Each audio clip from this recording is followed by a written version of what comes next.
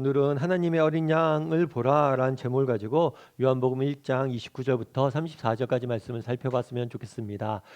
저희가 지난주에 세례 요한에 대해 살펴봤습니다. 세례 요한이 어떤 사명을 가지고 이 땅에 왔는지, 어떤 사역을 했는지 살펴보았습니다. 오늘은 세례 요한에 좀 더 살펴보길 원하는데요. 오늘은 세례 요한이 전한 메시지와 그가 했던 사역에 대해서 좀 더 살펴보길 원합니다. 먼저 29절 말씀 같이 한번 읽어보면 좋을 것 같은데요. 29절 말씀 같이 읽도록 하겠습니다. 이튿날 요한이 예수께서 자기에게 나오심을 보고 이르되 보라 세상 죄를 지고 가는 하나님의 어린 양이로다. 예, 이튿날 요한은 하나님으로부터 예수님이 오실 길을 예비하라는 사명을 받았어요. 그래서 광야에서 세례를 베풀고 있었습니다. 세례를 베풀면서 너희가 회개하고 오실 메시아를 맞이해라 이런 이야기를 했습니다. 그랬을 때 예수께서 요한에게 나왔다라고 표현을 해요. 그런데 예수님께서 요한에게 나왔을 때 요한이 뭐라고 얘기했냐면 예수님을 보고 보라 세상 죄를 지고 가는 하나님의 어린 양이다 라고 표현합니다. 예수님에 대해서 우리는 다양하게 표현할 수 있어요. 예수님이 어떤 분이신지 다양하게 말할 수 있는데 요한은 그날 뭐라고 이야기한 거예요? 보라 세상 죄를 지고 가는 하나님의 어린 양이다. 그렇다면 요한은 왜 이렇게 표현했을까요? 왜 많은 예수님을 대한 소개가 있는데 이런 소개를 했을까요? 이렇게 예수님에 대해 소개한 이유는 뭐냐면 예수님이 이 땅에 오신 목적을 보여주는 거예요. 그러니까 이 땅에 예수님께서 왜 오셨냐는 거죠. 이 땅에 예수님께서 오신 이유는 뭐냐면 이 죄의 문제를 세상 죄를 지고 가는 이렇게 되어 있잖아요. 이 죄의 문제를 해결하기 위해서 오셨다라는 거예요. 예수님께서 이 땅에 오신 이유는 뭐냐면 세상의 죄의 문제를 해결하기 위해서 오신 거죠. 많은 사람들이 이런 얘기를 가끔 저도 들어요. 어떤 얘기를 듣냐면 목사님 왜 교회 나오면 맨날 죄라고 그래요? 맨날 교회만 나오면 죄인이라고 그래요? 아니 세상 사는 것도 힘든데 왜 교회까지 나와서 우리가 죄인이라는 이야기를 들어야 돼요? 이런 이야기를 합니다. 그렇죠. 정말 세상 살기 힘든데 왜 교회에 나와서까지 죄에 대한 이야기를 들어야 할까요? 왜 요한은 예수님에 대해서 세상 죄를 지고 가는 어린 양이라고 소개했을까요? 여러분 우리 사회의 가장 큰 문제는 뭘까요? 여러분이 생각하기에 우리 사회의 가장 큰 문제는 뭐라고 생각하세요? 뭐 여러 가지 문제가 있을 수 있겠죠. 경제적인 문제가 우리 사회의 가장 큰 문제일까요? 정치적인 문제가 우리 사회의 가장 큰 문제일까요? 사회적인 문제가 우리 사회의 가장 큰 문제일까요? 우리 사회의 가장 큰 문제는 뭐냐면 죄와 악의 문제예요. 다르게 말하면 우리 인류라는 공동체가 지금 여러 가지 고통과 아픔과 상처를 받고 있는데 그것의 가장 큰 원인이 뭐예요? 죄와 악의 문제입니다. 우리 개인의 삶도 마찬가지예요. 여러분 지난 일주일 동안 살면서 힘들잖아요. 세상 속에 살면서. 우리가 왜 세상 속에 사는데 힘들어요? 왜 힘들까요? 경제적인 문제 때문에 힘들까요? 정치적인 문제 때문에 힘들까요? 사회적인 문제 때문에 힘들까요? 우리가 세상 속에 사는데 힘든 이유는 근본적인 이유는 뭐냐면 죄와 악의 문제. 예를 들면 이렇게 설명할 수 있어요. 여러분 정말 인간이 진심으로 서로를 사랑하고 섬긴다고 가정해 봅시다. 정말 전 인류에 있는 사람들이 진심으로 서로를 사랑하고 섬긴다고 생각해 보세요. 그럼 우리 사회에 고통이 있을까요? 우리 사회에 아픔이 있을까요? 아니요, 없을 거예요. 오늘 지구 한편의 끝에서는 어린 아이들이 먹을 것이 없어 죽습니다. 그런데 다른 한편에서는 뭐예요? 비만으로 죽어요. 정말 우리가 진심으로 사랑하고 섬긴다면 세상에서 굶어 죽는 사람이 있을까요? 지난 한 주간 여러분이 세상 속에 살아가면서 받았던 상처를 보십시오. 아픔들을 보세요. 다 어디서 비롯된 거예요? 우리가 악하기 때문 아닙니까? 서로를 진심으로 사랑하고 존경하고 섬긴다면 우리가 상처받을 일이 뭐가 있어요? 힘들 일이 뭐가 있어요? 결국 반대로 말하면 무엇이냐면 우리가 이 땅에 고통이 존재하는 이유, 아픔이 존재하는 이유는 뭐예요?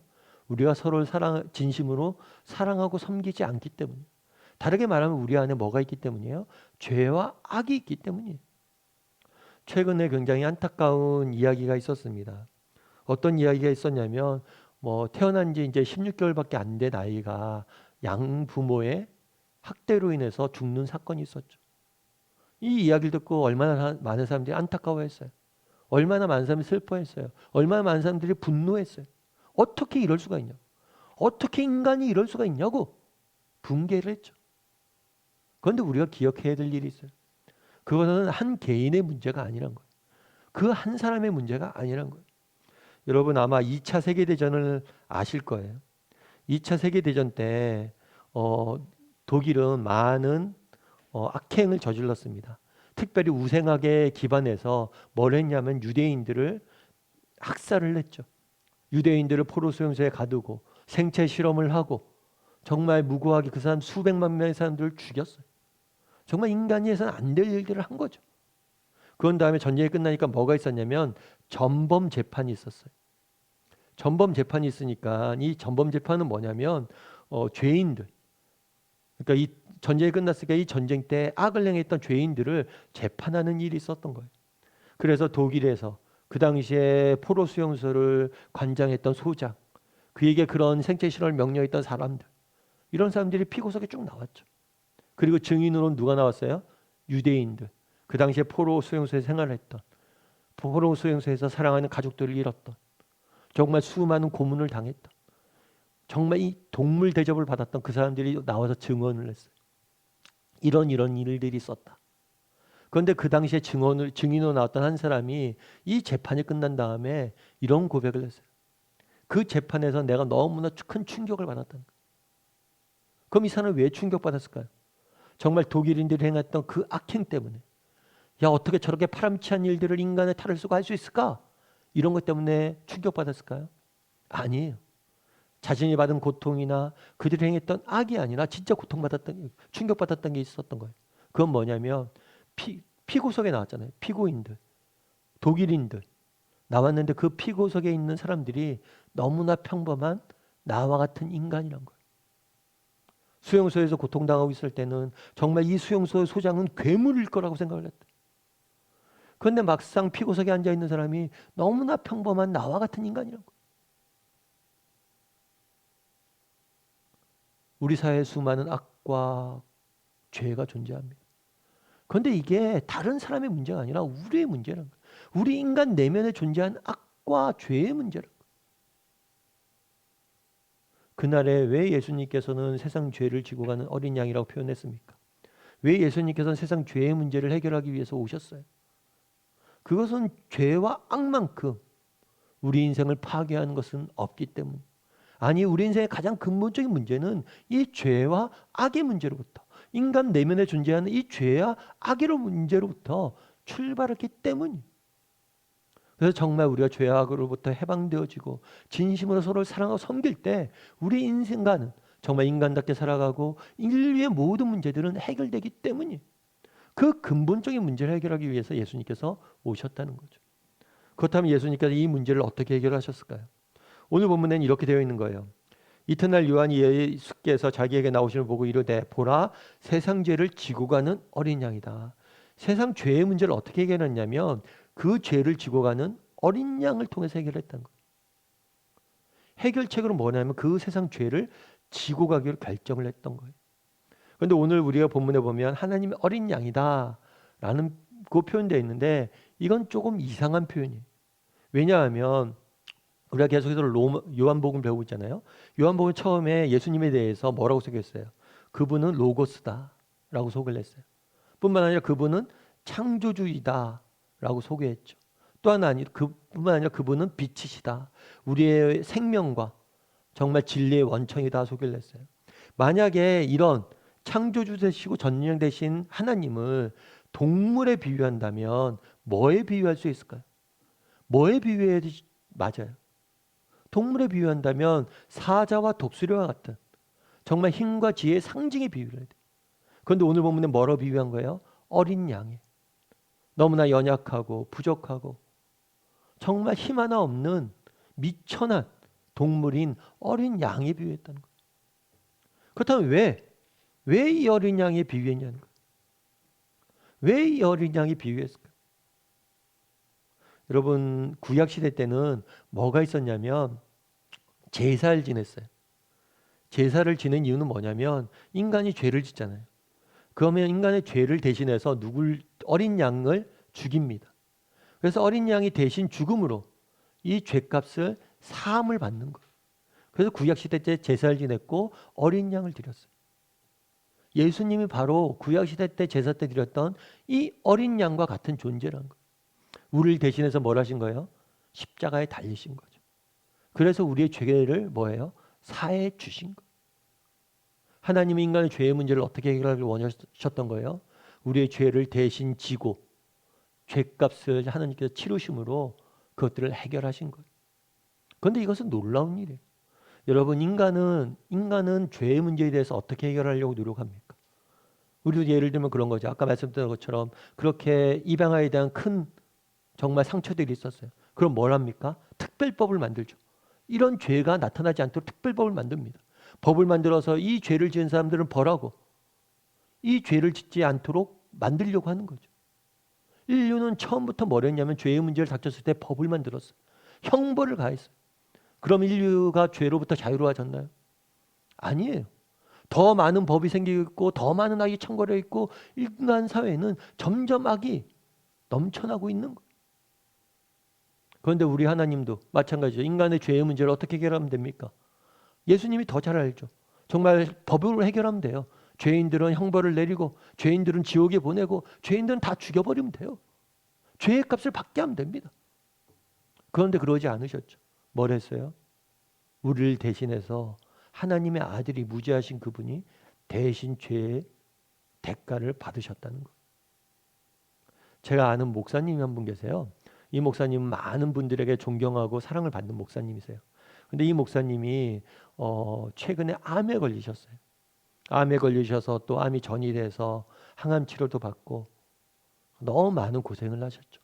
암 치료도 받고 항암 치료하시라고 너무 고생을 많이 하세요. 근데 이 목사님이 그런 말씀하시더라고요.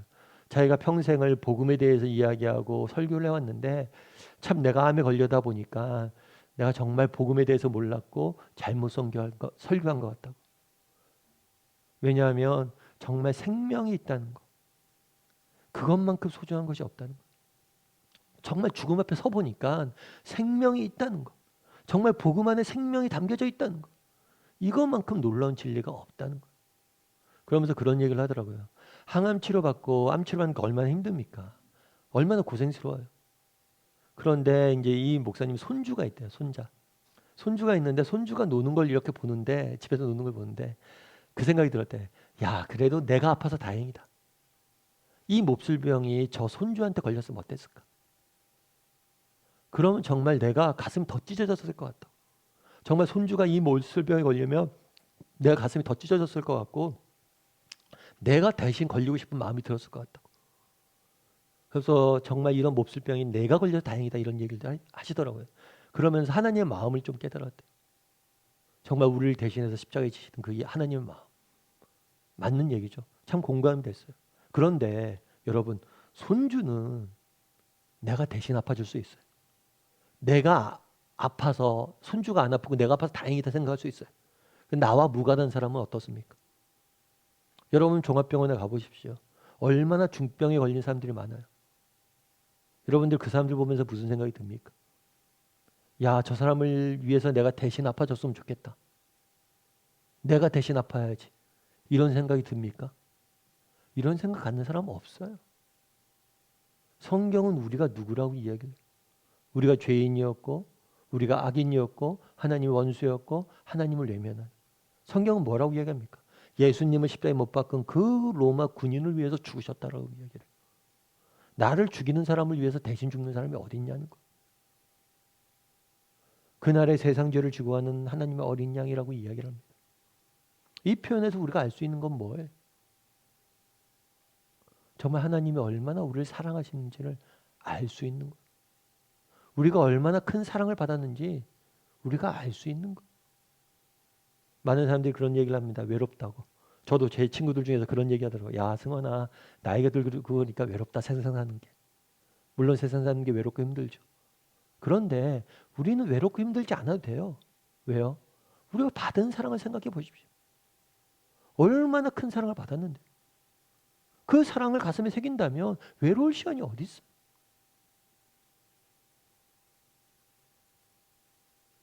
세상 죄를 지고 가는 어린 양이다. 왜 이 땅에 예수님께서 오셨습니까? 우리 인간 내면에 있는 악과 죄의 문제, 정말 우리 인생을 망가뜨리고 우리 인류 사회를 무너뜨리는 이 악과 죄의 문제를 해결하기 위해서 오셨어요. 그걸 어떻게 해결하십니까? 우리를 대신해서 십자가를 지심으로 우리를 대신해 죄의 형벌을 받으심으로 그 문제를 해결하길 원하셨어요. 죄의 책임을 우리에게 돌리지 않고 스스로 지키기로 하신 것. 이것이 얼마나 놀라운 사랑인지 알아야 돼요. 아니 우리가 얼마나 큰 사랑을 받았는지 깨달아야 됩니다. 바라기는 우리 다음의 식구들이 정말 이번 한 주간 세상을 살아가면서 정말 그 사실을 기억했으면 좋겠어요. 내가 받은 사랑이 얼마나 큰지, 내가 얼마나 큰 사랑을 받았는지 정말 기억함으로 또 이 세상 속에서 또 살아갈 줄 아는 저와 여러분이 되기를 주님의 이름으로 소원합니다. 계속해서 우리 31절 말씀 같이 한번 읽어봤으면 좋겠는데요. 같이 읽겠습니다. 나도 그를 알지 못하였으나 내가 와서 물로 세례를 베푸는 것은 그를 이스라엘에 나타내려 함이라 하니라. 여기서 나도라고 되어 있죠. 여기서 나는 요한이에요. 요한. 요한이 그를 알지 못한다. 그는 예수님이죠. 예수님을 알지 못한다라고 이야기를 해요.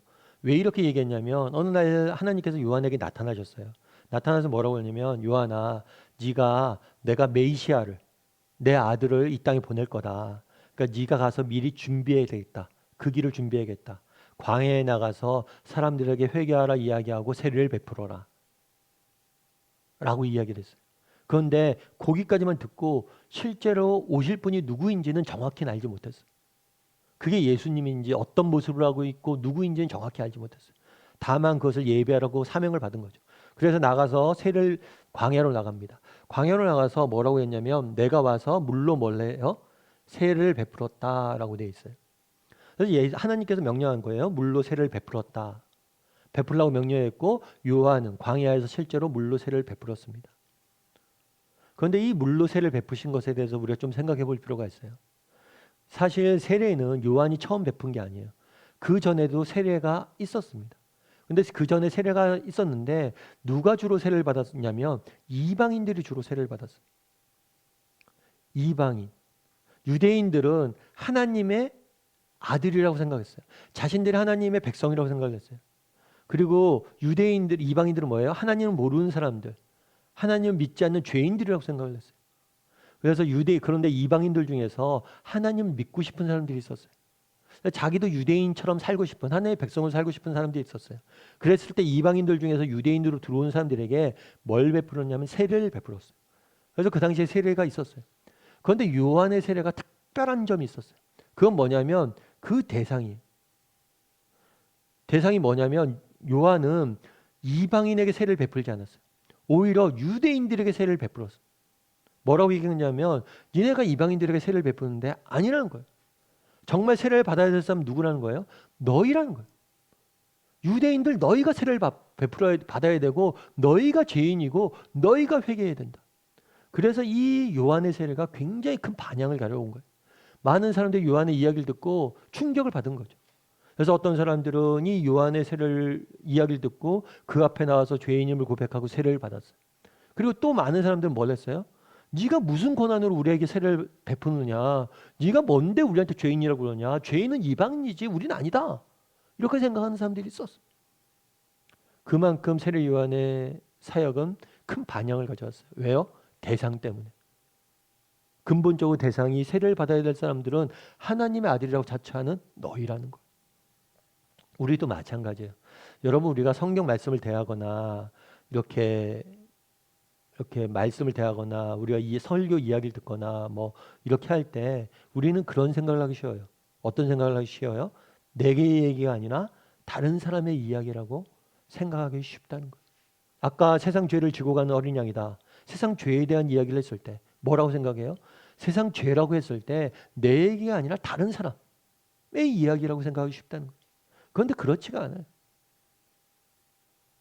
정말 하나님의 말씀을 우리가 들을 때 이것은 내 얘기라고 들어야 돼요. 유대인들도 마찬가지였잖아요. 너희가 세례를 받아야 되는 거예요. 너희가 회개해야 된다는 거예요. 저도 예전에 이제 개척하기 전에는 제가 사랑의 교회에서 오랫동안 사역을 했습니다. 사랑의 교회에서 사역을 했는데 그때 옥하는 목사님 모시고 사역을 했는데요. 여러분들 중에서 뭐 옥하는 목사님에 대해서 아시는 분도 있을 거고 모르시는 분들도 계실 텐데 뭐 옥하는 목사님 하면 여러분들은 어떤 생각이 떠오르세요? 뭐 온화하고 자상하신 분, 뭐 그런 이미지가 떠오를 수 있겠죠. 근데 옥하는 목사님이 화내실 때는 엄청 무섭습니다. 정말 눈물 쏙 나게 화내세요. 거의 해고 직전까지 가요. 한번 화내시면. 넌 파이어야 막 이래요. 근데 교육자회 때 종종 그렇게 화내시고 교육자도 혼낼 때가 있어요. 그런데 재밌는 건 뭐냐면 이렇게 교육자회 때 목사님 혼나잖아요. 그러면 정말 우리끼리 하는 얘기가 그런 얘기 있었어요. 정말 평소에 잘하던 사람들 있잖아요. 그런 사람들은 옥 목사님이 혼내시면 자기 얘기인 줄 들어요. 그래서 아, 내가 잘못했나 보다 하고 내가 잘못한 게 뭔가 하고 돌아봐요. 그런데 재밌는 건 정말 그 얘기를 들어야 될 사람들은 어떻게 생각하는 거예요? 내 얘기가 아니라고 생각해요. 남의 얘기라고 생각해요. 그래서 이야기를 듣는 거예요. 그러다 보니까 아무리 혼내도 부익부 빈익빈이라고 그랬어요. 그러니까 정말 그렇게 혼나잖아요. 잘하던 사람들은 자기를 성찰하고 더 잘해. 그런데 평소에 못하던 사람들은 전혀 신경 안 써요. 내 얘기 아니니까. 마찬가지. 제가 최근에 이제 즐겨보는 프로그램 중에 하나가 이제 음악 프로그램이 하나 있는데 그 프로그램 중에서 이제 오디션 약간 비슷하게 보는 프로그램이에요. 근데 거기서 이제 저희가 나와요. 이제 심사위원이. 심사위원이 나오는데 심사위원이 중간에 하는 말이 있었어요. 그 말이 제가 그냥 되게 마음에 와닿았어요. 뭐냐면 이렇게 자기들끼리 하는 얘기인데 이런 얘기를 하더라고요. 옛날에는 선배한테 음악을 배웠는데 요즘은 후배한테 음악을 배운다. 오디션 얘가 심사위원이잖아요. 근데 심사 받으려고 이제 시도하는 학생이 있잖아요. 그 학생들 모습 보면서 내가 음악을 배운다. 참 저 사람 겸손하다. 참 저런 마음이 있다면 정말 뭐예요? 야, 저런 마음이 있다면 끝까지 가수로서 발전하는 사람이 되겠다. 이제는 내가 후배한테 배운다. 언제든지 배우려고 그러고 귀담아 듣잖아. 여러분 그날에 요한이 얘기를 하는 거예요. 야, 세례 받아야 될 사람은 너희라는 거예요. 우리도 마찬가지. 정말 하나님의 말씀을 접할 때 정말 그걸 내 얘기로 받아들여. 나에게 주는 말씀. 세상 죄를 지고 가는 세상이 약하다. 우리의 문제죠. 나의 문제예요. 정말 어쩌면 신앙생활을 오래 했던 어쩌면 신앙이 가장 좋다고 이야기할 수 있는 목사인 저의 문제. 제가 가장 크게 회개해야 돼요. 제가 가장 큰 죄인이에요.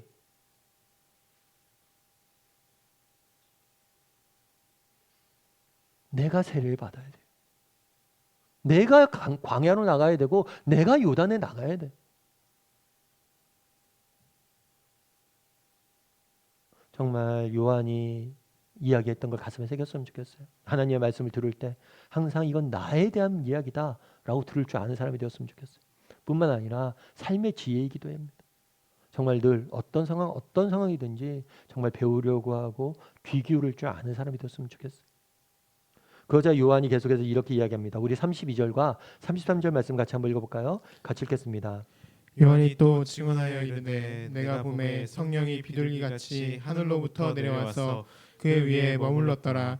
나도 그를 알지 못하였으나 나를 보내어 물로 세례를 베풀라 하신 그 이가 나에게 말씀하시되 성령이 내려서 누구 위에든지 머무르는 것을 보거든 그가 곧 성령으로 세례를 베푸시는 이인 줄 알라 하셨기에. 네, 이렇게 돼 있잖아요. 나도 그를 알지 못했다. 아까 얘기했던 것처럼 그가 누구인지 정확히 알 수 몰랐어요. 그런데 어떤 이야기를 했냐면 성령이 내려서 누구 위에 임하거든 그걸 보면 그인 줄 알라. 그러니까 예수님인지 몰랐는데 예수님이 딱 앞에 요한 앞에 나왔을 때 성령이 뭐예요? 비둘기처럼 그 위에 임했다라고 돼 있어요. 그걸 보고서야 아 저분이 예수님이구나, 저분이 하나님의 아들 메시아구나 이제 알았다는 거예요. 근데 사실 이게 무엇인지 우리는 알 수 없어요. 성령이 비둘기처럼 임하는 걸 우리는 한 번도 본 적이 없어요. 그래서 정확히 무엇을 봤는지 모르겠어요. 아무튼 그런데 성령이 임하는 것을 하늘로부터 내려오는 것을 본 것 같아요. 그런데 그 다음이 우리가 주목해 볼 표현이 있어요. 그건 뭐냐면 그가 곧 뭐라고요? 성령으로 세례를 베푸시는 이인 줄 너희가 알라. 오늘 본문에 보면 예수님에 대해서 예수님이라고 표현하지 않고 여러 가지 표현을 써요. 첫 번째 표현은 뭐였어요? 앞에 세상 죄를 지고 가는 어린 양이다. 그리고 오늘 이 33절에서 뭐라고 표현했어요? 성령으로 세례를 베푸시는 분이다. 예수님 어떤 분이세요? 세상 죄를 지고 가는 어린 양이에요. 또 어떤 분이세요? 성령으로 세례를 베푸시는 분이세요. 오늘 요한이 세례를 베풉니다. 특징은 대상이 있다고 그랬죠. 세례는 뭘로 베풀어요? 물로 베풀어요. 누구에게 베풀어요? 회개하고 나오는 사람에게 거저 물로 베풉니다. 그렇다면 이 물이 무슨 능력이 있을까요? 물로 세례를 베풉니다. 성부와 성자와 성령의 이름으로 세례를 베풀어요. 이 물이 무슨 능력이 있냐는 거예요. 이 물은 그냥 물이에요. 이 물에 능력이 없어요. 그렇다면 왜 물로 세례를 베풀었냐는 거예요. 이건 하나의 모형이에요. 어떤 모형이에요? 그러니까 예고편이에요. 하나의. 뭘 예고한 거예요? 이후에 있을 성령 세례를. 예수님이 오셔서 너희에게 성령 세례를 줄 텐데 그것의 예고편으로서 요한은 물로 세례를 베푼 거예요. 그래서 본편은 뭐예요? 성령 세례. 예수님께서 이 땅에 오셔서 하시는 일은 뭐냐? 우리의 죄를 지고 간 어린 양이세요. 또 예수님께서 이 땅에 오셔서 하는 일은 뭐냐? 우리에게 성령을 베푸시는 거예요. 성령으로 세례 주는 거예요. 그렇다면 성령으로 세례를 받는다. 성령을 주신다. 라는 게 뭐냐는 거예요. 성령으로 세례를 받는다는 게 뭘까요? 이것에 대해서 존 스토트 목사님은 이렇게 설명을 해요. 여러분, 섹스피어 아세요? 굉장히 유명한 문학가죠. 가장 뛰어난 문학가라고 알려져 있는, 세상에서 가장 뛰어난 문학가라고 알려져 있는 사람이에요. 특별히 이 사람이 쓴 극 중에선 예를 들어서 햄릿과 같은 극 소설이 있죠. 극이 있죠. 그러면서 존 스토트 목사님 뭐라고 이야기하냐면 이 섹스피어가 쓴 햄릿이라는 소설이 있어요. 이것들을 보여주는 거예요. 당신에게 보여주고 당신에게 읽으라고 한단 말이죠. 저희가 읽어요. 그런 다음에 이 햄릿을 너희가 읽었으니까 햄릿과 같은 소설을 너희가 한번 써봐라. 그러면 쓸 수 있냐는 거예요. 여러분 쓸 수 있겠어요? 요즘식으로 얘기하면 그런 거죠. 요즘 BTS가 제일 유명하잖아요. 세계적인 가수잖아요. 그럼 BTS의 곡을 우리가 들었어요. 야, BTS 곡 좋지. 얘 좋습니다. 그럼 네가 한번 써봐라. 한번 들었으니까. 그럼 뭐라고 그래요? 그럼 말도 안 되는 얘기한다고. 우리가 듣고 읽는다고 해서 쓸 수 있는 건 아니잖아요. 그건 무리한 요구예요. 그런데 만약에 누군가가 야, 내가 섹스피어의 재능을 너희에게 줄 거니까 너희가 이것을 한번 써봐라. 그럼 어떨까요? 쓸 수 있을까요? 없을까요? 쓸 수 있죠. 내가 섹스피어 같은 재능이 있는데, 아니 내가 BTS 같은 내가 노래 실력이 있는데 왜 못해요? 할 수 있죠. 바로 이 성령이 그거라는 거예요. 성령님을 왜 주셨냐? 이 성령님이 하시는 일은 뭐냐? 능력이에요. 정말 우리가 예수 그리스도의 그리스도인답게 살 수 있는 능력. 아까 죄의 문제에 대해서 이야기했잖아요. 죄의 문제를 해결해야 돼요. 죄의 형벌, 죄의 대가는 예수님이 받았어요. 그거 맞아요. 그런데 내 안에 있는 죄는 어떡하냐는 거예요. 예수를 믿고 나서 계속해서 죄를 짓는다. 이건 어떡하냐는 거예요. 성령을 그래서 주셨다는 거예요. 죄와 싸워서 이길 수 있는 능력을 우리에게 주셨다는 거예요. 성령이 임하시면 성령이 오시면 우리는 할 수 있다는 거예요. 우리도 성령이 임하시면 예수님처럼 살 수 있다는 거예요. 그래서 성령을 주신 거예요. 성령을 왜 주셨습니까? 성령이 임하시면, 정말 성령이 우리에게 임하시면 정말 우리가 세상 속에서 그리스도인답게 정말 어떤 상황 속에서 낙심하지 않고 절망하지 않고 세상을 이길 수 있는 힘을 우리에게 주신 거예요. 얼마나 간단해. 그런데 안타까운 게 있죠. 뭐가 안타까울까요? 여러분 혹시 골목식당이라고 아세요? 골목식당이라고 TV 프로그램이 있는데 저도 이걸 자주 보진 않아요. 그런데 가끔 봅니다. 근데 그 골목식당이 간단한 거죠.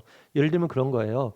전통 시장 이런 데 보면 식당이 있잖아요. 이 식당들 중에서 그렇게 장사가 잘 되지 않는 식당들이 있죠. 여러 가지 이유로.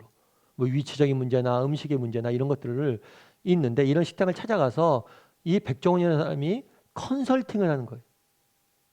그래서 이것 해주고 요거 고치시고 요거 고치고 이렇게 하시면 아마 나아질 겁니다.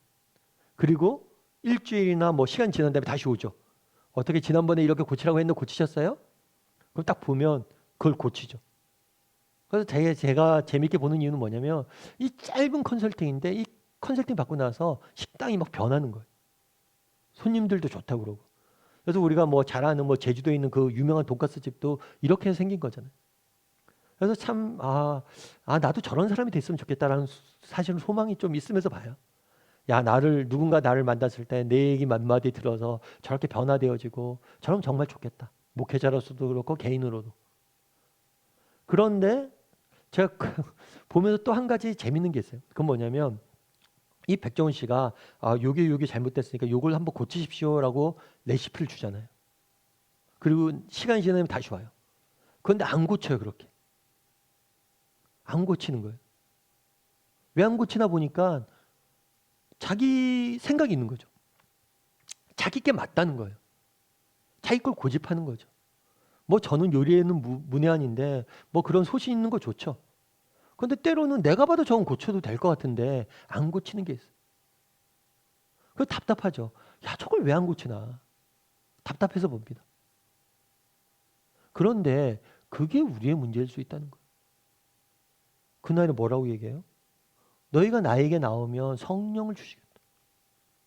정말 능력을 주시겠다. 여러분, 여러분에게 햄릿과 같은 재능을 주신다면, 정말 여러분에게 BTS가 가진 그런 재능을 준다면 여러분 거절하겠어요? 그냥 받죠. 달라고 해서 받죠. 그런데 안타까운 건 많은 사람이 안 받는다는 거예요. 정말 너희에게 성령을 주실 것이고 내가 너희를 도와줄 것이다 이야기하는데 안 받아요. 요한이 세례를 베풉니다. 어떤 사람 나오지만 어떤 사람 안 나와요. 왜요? 내가 왜 세례를 받아야 되냐고. 나 지금도 잘 사는데. 그런데 이게 우리의 모습이 아니냐는 거예요. 여러분, 지난주에 우리 한 주간 세상 속을 살아갔습니다. 여러분, 세상 속에 살아가면서 정말 하나님, 당신이 내게 필요합니다 라고 고백하셨어요. 정말 당신이 내게 필요합니다 하면 우리에게 성령을 주시고 우리에게 능력을 주시고 우리에게 은혜를 베풀 거라고 이야기하는데, 여러분 정말 고백을 했냐는 거예요. 어쩌면 오늘 우리의 문제일 수 있어요. 앞서 얘기했잖아요. 유대인들이 세례를 받아야 된다. 오늘 우리가 세례를 받아야 돼. 오늘 우리가 정말 성령을 구해야 돼. 그런데 우리는 어떤가요? 오늘 본문에 그렇게 되어 있잖아요. 세상 죄를 지고 가는. 우리의 인생의 짐 얼마나 많습니까? 우리가 져야 될 인생의 짐들이 얼마나 많아요. 성경은 뭐라고 얘기해요? 내가 대신 져 주겠다. 내게 맡기라 이야기하죠. 내가 너에게 능력을 주겠다. 그 짐을 질 수 있는 힘을 주겠다. 이야기하잖아요. 그런데 왜 우리가 그 죄짐을 대신 지는 그 예수님의 사랑을, 그리고 성령의 은혜를 왜 못 봐요? 대신 지겠다고 그러는데도 안 맡기는 거죠. 당신이 필요합니다라고 고백하지 않는 거예요. 여러분 어떠세요? 여러분 가정에 살아갈 때, 또 직장에 생활할 때, 정말 하루하루 하는 인생을 살아갈 때 정말 그렇게 고백하세요. 하나님, 오늘도 당신이 내게 필요합니다. 성령의 도우심이 내 인생에 필요합니다. 저를 도와주시옵소서. 이 일 제가 못합니다. 하나님이 도와주십시오. 라고 고백하세요. 바라기는 우리 다음의 식구들이 세례를 받아야 될 사람 누구예요? 우리예요. 우리. 정말 우리가 하나님 앞에 나가서 고백했으면 좋겠어요. 하나님이 당신이 필요합니다. 그랬을 때 하나님께서 우리의 삶 가운데 들어오실 거예요. 내 삶 가운데 역사하실 거예요. 내 가운데 능력을 주실 거예요. 정말 하나님이 주시는 성령의 능력으로 하루하루 승리할 줄 아는 저와 여러분이 되기를 주님으로 소원합니다.